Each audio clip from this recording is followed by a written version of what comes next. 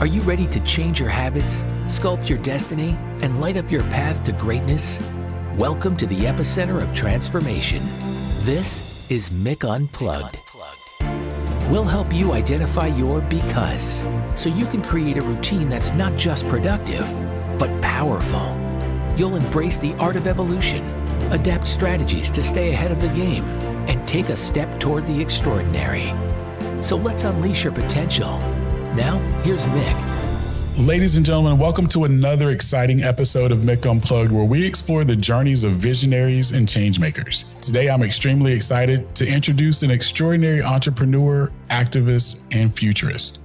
With her innovative approach to storytelling and deep commitment to empowering women globally, she's made a profound impact through her company, Two Parrot Productions, and her initiative, Badass Business Women. Please join me in welcoming the dynamic and inspiring Jessica Kizorek.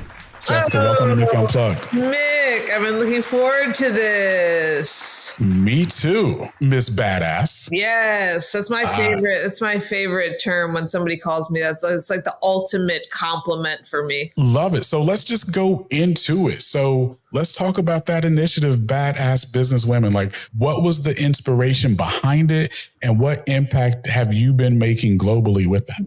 Yeah. So it was in 2010, and I had written a book in 2007 about marketing with video on the internet. And at the time, it was the first book I had ever seen or read about marketing with video on the internet. It was before YouTube was a real household name. And so I was being invited to speak at a lot of groups, like marketing groups, professional groups, South Florida Interactive Marketing Association, American Marketing Association, Network of Business, American Businesswomen, women business owners.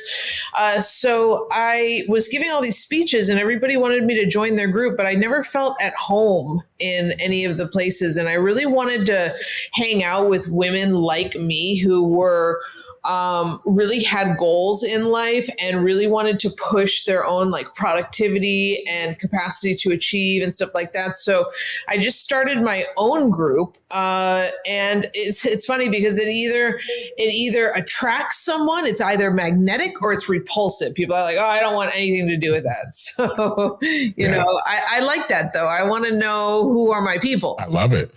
I love it. So, you know, on Mick Unplugged, we talk about folks because, right? Like, I think that understanding your why, and I'm using air quotes, your why is very superficial. It's your because that drives you. It's your because that gives you your reason and purpose. So what is Jessica's because? You know, I listened to one of your podcasts about the religious gentleman. I forget his name, but he was talking about the actor, and he was talking about his journey and his because. And I was thinking to myself, you know, I'm not a religious person. I'm not a Christian, but my religion is really like social service.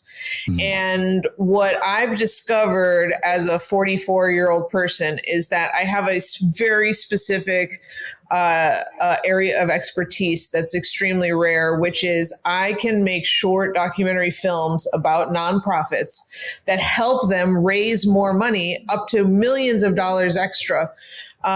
Because we're able to tell their story and send their donor right to the front line of where those donations are actually going. So I realized that I could both, you know, charge money for this, but I could also donate it for free.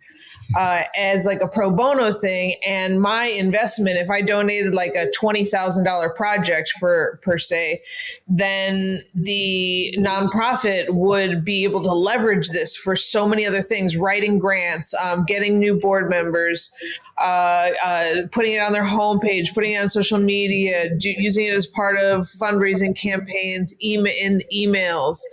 And so my real because is using technology to make the world a better place. I love it. I love it. That's amazing. So speaking of that company, right? Two Parrot Productions. What's been one of the most impactful projects that you've worked on, and what was the difference that made? Oh, wow. I have just, one of my clients is the Boys and Girls Club of Martin County. They, one year raised, the first year I did the videos for them, they raised an extra $750,000 year over last. And multiple people hypothesized that it was really because of the video. So knowing that one of my nonprofits had $750,000 potentially because of something I helped them do, and knowing how many young people in those communities were impacted by their capacity to get free meals, free tutoring, free transportation, free mentoring, all those kind of things. I feel like it's this, I never even really ultimately know the ripple effect of my work, because I make a nonprofit, I make a video for a nonprofit in Florida, and it helped build traction so that Miami-Dade County was able to ban fracking permanently from the entire county. And my video was seen by all the legislative bodies through all the campaigns as the primary talking piece. So we're able to, accomplish a number of different things through these videos. And I always love hearing the stories of what nonprofits were able to do when they had a video like this to tell their story. That's awesome. That's awesome. So, following you for a while now and doing a lot of reading about you and seeing the amazing things that you've done. I always say this about extremely successful people, and I'm going to say this about Miss Badass over here on the other line. You don't get there without challenges and then triumphs of those challenges. What are some of the biggest challenges that you face in your career, and what'd you do to overcome them? Well, I'd have to say that I've sold a lot of things in my career. I've sold like a $75 monthly membership for an information project. I've sold event tickets for conferences and speeches. I've sold workshops. I've sold online learning systems. I've sold video productions. I've sold branding. I've sold all these different kinds of things, and you never really know what's going to generate the money. So I find that I have to dedicate a lot of time to marketing myself and just sort of putting my name out there and doing these things that may or may not bear fruit. But, I always tell people that one of my biggest challenges has always been networking and sales. And so for me to put myself out there and to go to events, to meet people, to be able to share the power of what I do, to be able to get clients on board who understand the value that I bring to the table, it's a series of constant disappointments, all the people that say no to me, but unless I have 10 people that say no to me, I won't have the 1 or 2 people that say yes. So I think that in terms of an ongoing challenge, it's dealing with the daily, weekly, monthly rejections that you need to deal with to continue to be on target to accomplishing the things you want to. I love it. And, I tell people almost that same thing every time, right? Life is never easy. Sometimes life be lifing, as my mentor, Les Brown, will say, right? Life be lifing sometimes. And you have to be very careful when people paint the picture that success is easy. And if you do these 1 or 2 things, like success is going to happen and you're never going to have adversity. Life is about adversity. It's about how you respond. And to me, it's the power to keep going and to persevere. And that's one of the things that I'm so admired about you, is just that perseverance to keep going. So kudos to you, Jessica, on that. Thanks. Yeah, I created my first documentary film when I was 18 years old, and I'm 44. So you do the math. I've been doing documentary films for a long time. And I think, part of what you're talking about with Life Be Lifing and it's about adversity. One of my goals is to be hired as full-time faculty at Florida International University, which is a huge public institution down here in Miami.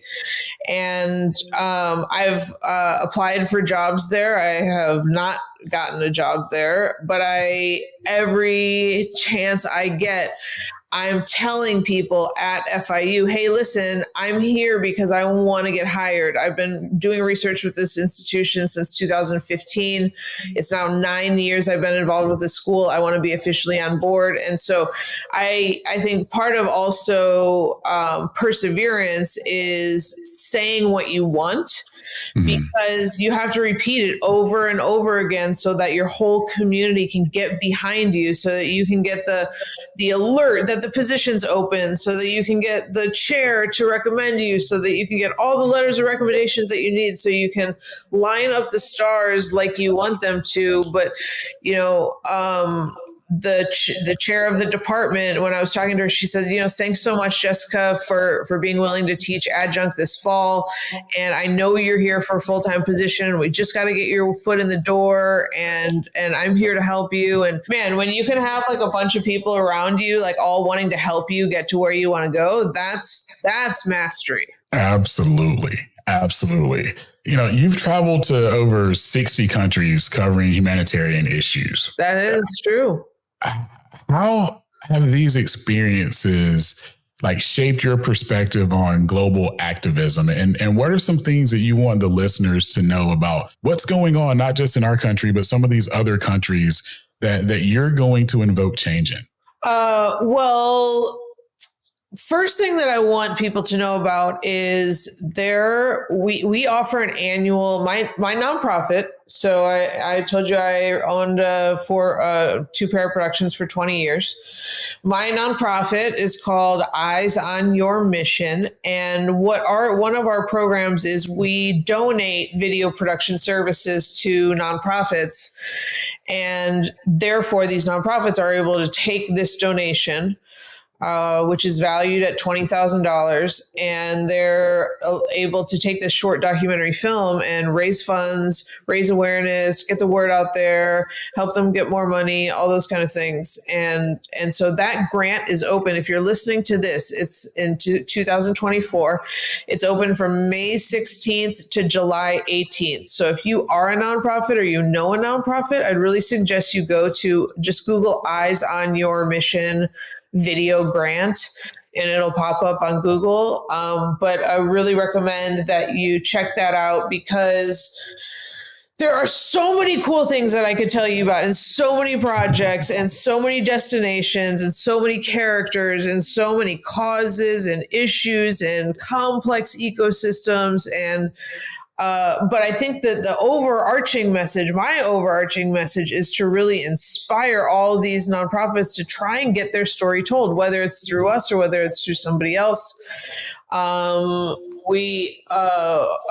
even going so far as to people who don't win our grant. We pick about 3 to 5 nonprofits every year, and we'll be picking those in the fall and in July, August. But we really recommend that you go and check that out. And we're even providing coaching for proposals on ways to get projects co-funded and stuff like that. So, that's my big message is no matter where you are, the video camera can tell your story in so many ways that text and photos can't. Wholeheartedly.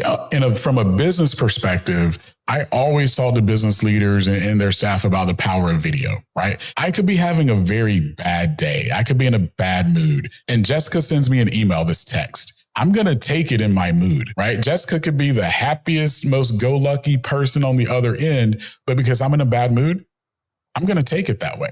But if Jessica sends me a video, now Jessica is bringing me into her world, into her heart, into her place of happiness.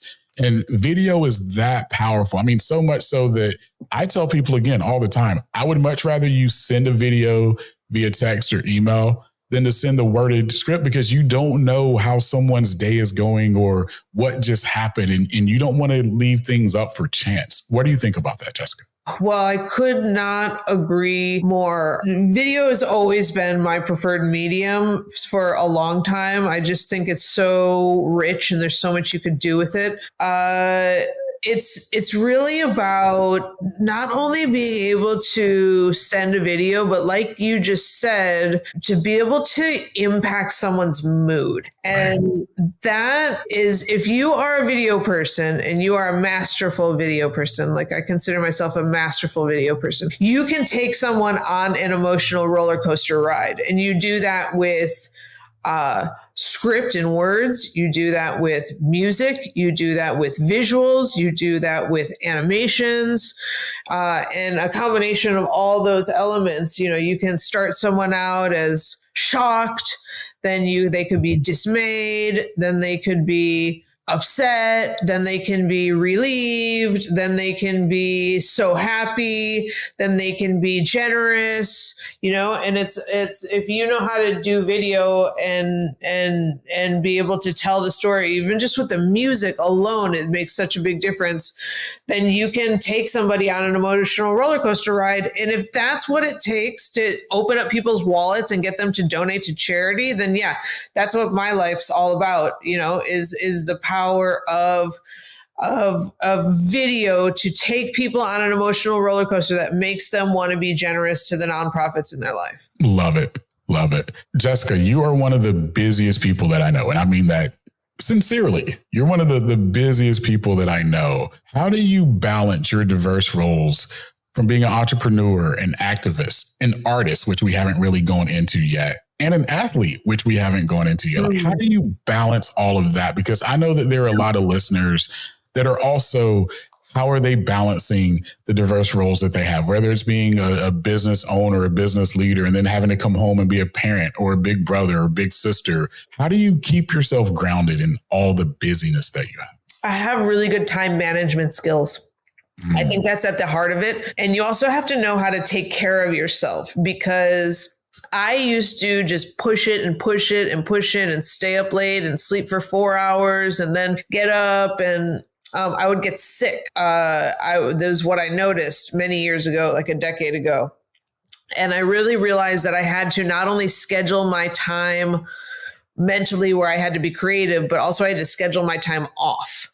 And so as a result, like even in my calendar on Sundays, I have the whole day blocked off to do nothing other than what I feel like at that moment. And so the combination of really scheduling things, and I have a list, like I'm sitting in front of a list. Today's checklist, Wednesday, has 1, 2, 3, 4, 5, 6, 7, 8, 9, 10, 11, 12, 13 items on this checklist for today. And so I also manage a really active to-do list. I probably update my to-do list on my computer 3 times a week, and then I print it out and I write notes on the side, and then I reintegrate it and prioritize. So it's like it's a function of good time management skills, good prioritization skills, and good sort of like organizational skills, being able to organize a to-do list and things like that. Love it. Love it. So I know when I introduced you, I said you're a futurist. And I know there's probably 600 people listening right now. They're like, what's a futurist? Right. But as a futurist, and I'm going to let you tell that story now, what trends do you foresee in the fields of like digital media and entrepreneurship as we move into 2024, 25, 26, 27? Well, my big passion project these days has to do with artificial intelligence. I am, as you noted, I'm a pretty busy person because I also am 2 years into my doctoral program at Florida International University, and I'm going to be graduating next year with a degree in it's a doctorate of business administration. Yes. So it'll be Dr. Kizorek, and I'm really excited about that. But I'm writing my dissertation about college students anxiety around employing artificial intelligence in the classroom for schoolwork. So it's sort of like college students meets artificial intelligence meets mental health. And I got a degree in artificial intelligence from Kellogg, Northwestern University, the Kellogg School of Business. And so about 5 years ago, for the last 5 years, I've been really heavily studying artificial intelligence. And especially I've been looking at lately the image generation and the video generation. And we just did a project for one of our grantees called the EOD Warrior Foundation. It's called, EOD stands for Explosive Ordnance Disposal. It's a military thing. So it's basically like we made a mini military movie, cinematographic. It was very fun. We used AI to generate images of bombs exploding and people handling bombs and images that you wouldn't be able to capture in the field because it's just too dangerous to have a photographer leaning over that. So we were able to do some really cool stuff with AI for the production. Also, you mentioned entrepreneurship. I also have a partnership with the Network for Teaching Entrepreneurship, NIFTY. And I went into one of their classrooms and taught their students how to use AI to generate business commercials for their ideas, for their entrepreneurship ideas. So yeah, I love going between doing the production myself, between going into classes and teaching students, and then my own schoolwork. I've been doing a lot of I did this lava flow, very dramatic image presentation one time. So artificial intelligence is where my head's at. So speaking of AI, and that's become, it's not even a buzzword, like AI is here, right? What are some pitfalls that you could give people as far as advice of what not to be doing with AI, or what are some things to stay away from? I think I would put it in a positive context of what's the one thing to do when you're looking at AI. And I think it's to give it as much input as you can and as much context as you can. Like when I'm talking to AI, I'm like, hi, Dolly, I'm Jessica and I'm a doctoral student at Florida International University. And I'm working on an assignment to do such and such and such. And I would like to do horizontal and it should be all the way to the edges. And I like this and I like that. And I like this.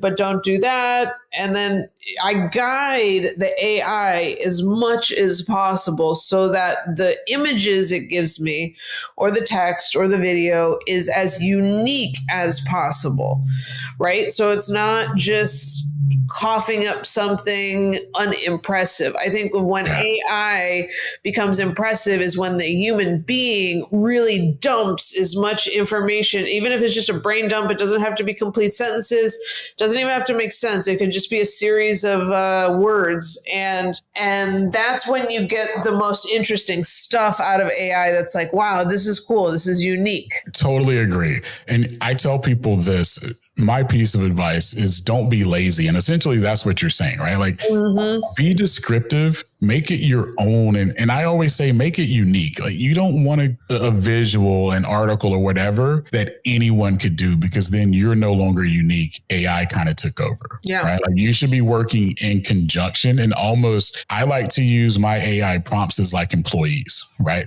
This is what I need you to do. This is how I like it. This is kind of my ended expectation or my end result. Yeah. So yeah, love it. All right, Jessica, I'm going to get you out here on two things. Number one, Miss Badass. And I'm trying to make sure I call you a badass at least 20 times because I want you yelling at me badass over there. What advice would you give to young women who aspire to make a significant impact in their communities and beyond? So future badasses out there. I would say find your people and find your community, like whether it's a networking thing, whether it's a group thing. I think the more mentorship you can have, the more referrals you can get, the more people that want to help you. Just like we talked about earlier about being vocal about you want. I have this thing on my to-do list. It's a quote from one of my mentors, and it says, "What are you trying to make happen? You have to see it, feel it, and say it." And so I think that my to-do list is just like an expression of what I'm trying to make happen. And go out there and see. You have to see it in your own mind. You have to be able to feel it in your own body, and then say it to the people around you so that they can help you get to where you want to go. Amazing. Amazing. And then lastly, Jessica, where can people follow you? Where can they find you? What's something you want people to do to support you? Please send any nonprofits you know to our video grant. We have pro bono video grant services where we donate the whole project. We have co-funded projects, and you can find that on eyesonyourmission.org. Or you can just type in Eyes on Your Mission nonprofit in Google and it'll come up. But that's open from May 16th of 2024 to July 18th of 2024. Amazing. And I'll make sure that that's all in the show notes so that everyone can go to eyesonyourmission.org.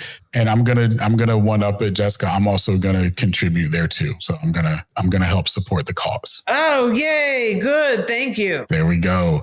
Miss Badass, Captain Sulu, it's amazing to have you here. Love the fact that you took a moment out of your busy schedule. I'm very thankful for you, and I know the listeners are as well. So thank you for being a part of the show today. Well, thank you for being an inspirational force in the universe, because you're got some great interviews, and I enjoyed preparing for this. There we go. And for all the listeners, remember, your because is your superpower. Go unleash it. Thanks for listening to Mick Unplugged. We hope this episode helps you take the next step toward the extraordinary and launches a revolution in your life. Don't forget to rate and review the podcast, and be sure to check us out on YouTube at Mick Unplugged. Remember, stay empowered, stay inspired, and stay unplugged.